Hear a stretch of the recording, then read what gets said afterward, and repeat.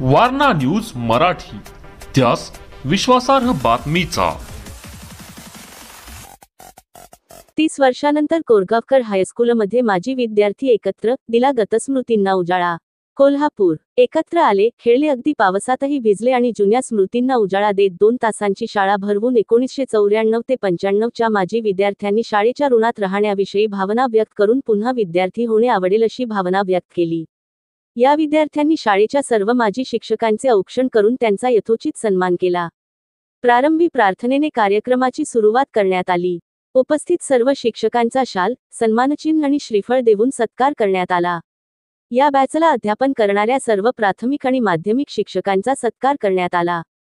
या स्नेहमेळाव्यास आंतर भारती शिक्षण संस्थेच्या कार्याध्यक्षा पल्लवी कोरगावकर, संध्या वाणी यांनी मनोगतातून शुभेच्छा दिल्या।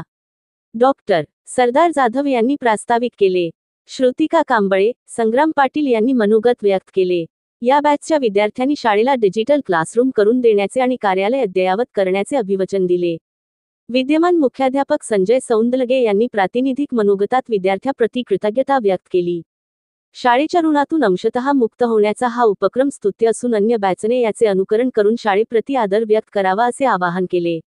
नंदिनी पाटील, बाळासाहेब लाड, प्रकाश कदम, दिलीप प्रभावळे आदी शिक्षकांनी मनोगत व्यक्त केले। मनीष आपटे यांनी सूत्रसंचालन केले। उदय कांबळे यांनी आभार प्रदर्शन केले। यावेळी सदाशिव हाटवळ, सुरेखा पोवार, आसिफ जमादार, सरिता शिंदे, बबन लांबोरे, राजू गावडे, बाळासाहेब भोसले, मोहन घाटगे आदी मान्यवर उपस्थित होते।